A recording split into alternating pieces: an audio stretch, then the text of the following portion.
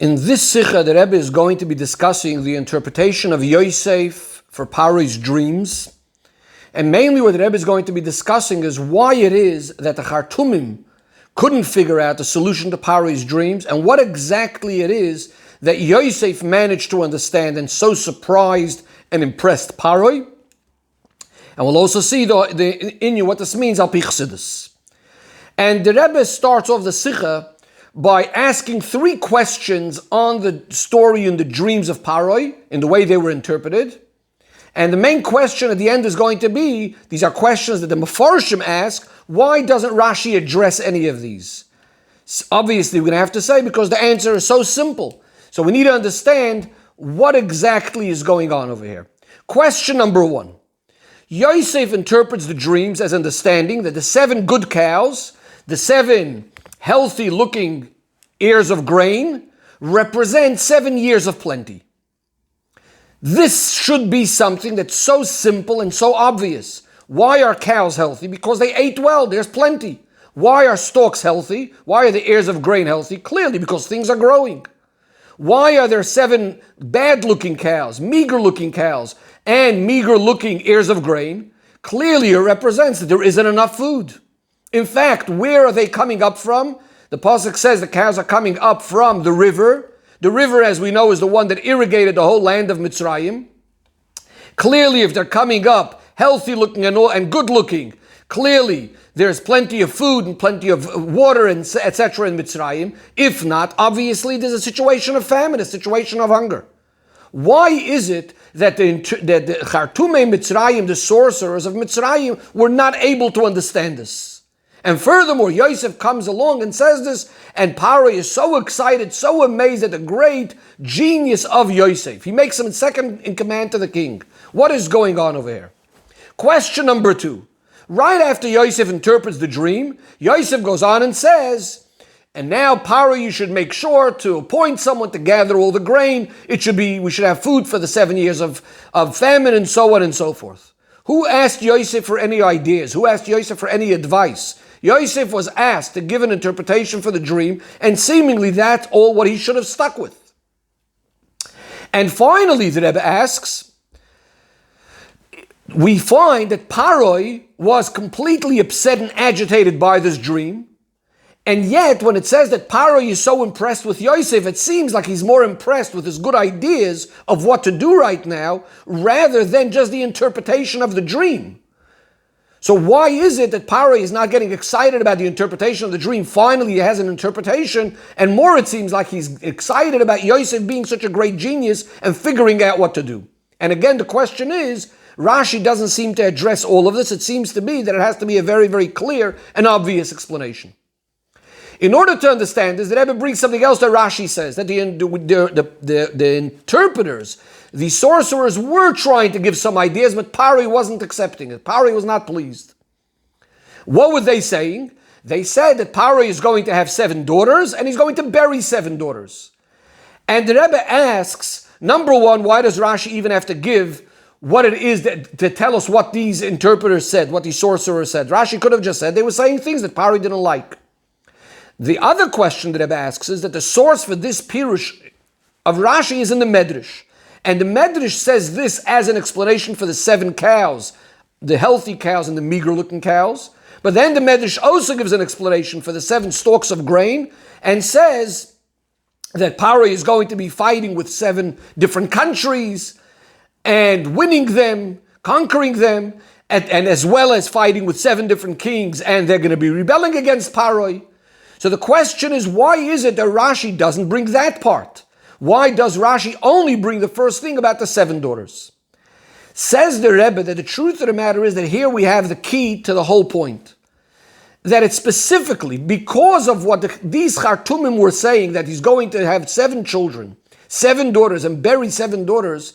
This is actually what's going to tell us and help us understand what caused them to make the mistake in interpreting the Paro's dreams in the wrong way, not what would have been so obvious, and say, as we said before, that it was referring to 7 years of plenty and 7 years of famine.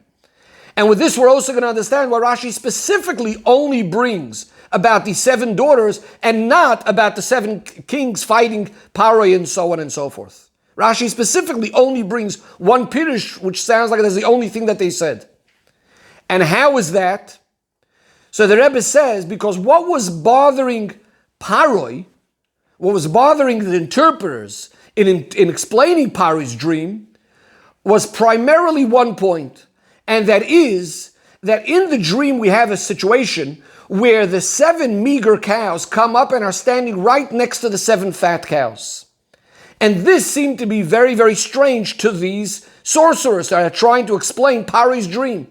If we're speaking about 7 years and another 7 years, 7 years of plenty, 7 years of famine, they don't come up at the same time. They're not standing next to each other and together at the same time. This is why they had to come ahead and look for a totally different interpretation. And what they say is that Paroi is going to have 7 children and bury 7 children. And this could actually happen at the same time. In those days, says the Rebbe, especially a king, especially Paroi Melech Mitzrayim, a land that was full of znus and so on, Paroi would have had many wives and many pilagshim and so on and so forth. So it's very possible to be having 7 kids at the same time and burying 7 kids at the same time. And in fact, what it would have meant that the 7 meager cows are swallowing the 7 fat cows is that the tsar, the pain, the suffering of losing these children is completely destroying, eating up, consuming the simcha that would have been from 7 children being born. And this is what led them to say, and this is why this is a simple interpretation of these dreams, as in this case, you have both of these things happening at the same time. As opposed to the second thing that the Medrash brings about 7 Paroi fighting 7 different kingdoms at the same time and 7 kings rebelling at him at the same time, it's something very, very unlikely that the king is getting involved in 7 different wars at the same time. And this is exactly why they were not interpreting it as meaning 7 years and another 7 years. Now we can understand the Chiddush of Yosef. That Yosef, and furthermore, when he's interpreting the dream, he's immediately going to start giving advice of what to do about it. Because what's Yosef trying to show? Yosef is trying to show how there is a connection between these 2 sets of 7 years and how they could be there at the very, very same time. How does that happen? The way that's going to happen is if during the 7 years of plenty, you're going to be stocking up and filling up the reserves with the grain from the 7 years of plenty for the 7 years of famine. And then, at the same time of the plenty, you also have the famine, meaning you're planning for it, you're thinking about it and so on. And at the 7 years of famine, you also have the plenty because you're benefiting from the food that you had in the time of plenty. Or in other words, also the Rebbe says, the idea is when Paroi now comes along and says, you're so smart and so clever, what he's mainly being spoiled from is the fact that Yosef managed to put the 2 7 sets of years together in one. And furthermore, within his dream itself, it's not only that Hashem is telling Paroi what's going to happen, but rather by putting the 2 sets together, the dream is also saying what Paroi has to do, putting them together, as Yosef explains, which means to make sure you're supplying and gathering the food from one set of years to the other set of years. The Rebbe now turns to Pnimi Yisrael Yonim Al Pi Chassidus. And the Rebbe says the whole idea of the dreams of Paroi and Yosef interpreting them, to which leads him to become second to the king, is ultimately what leads the Yidden to come down to Mitzrayim, to Golus, and eventually Geula. So how do we have this whole idea of Golus and Geula and what's happening over here? Chassidus explains.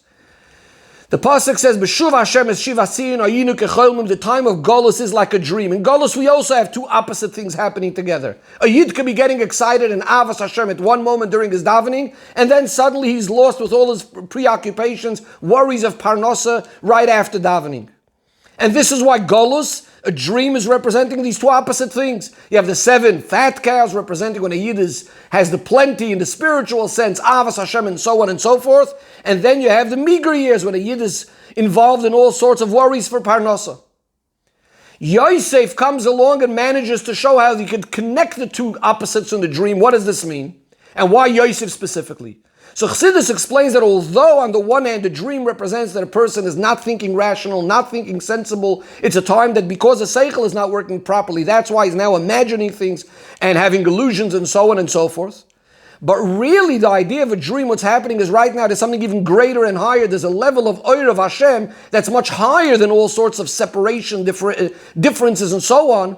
And therefore can combine different opposites together. So in the simple sense, it seems like a negative. The person is asleep, not aware, he's dreaming. But B'pnimius is something higher going on.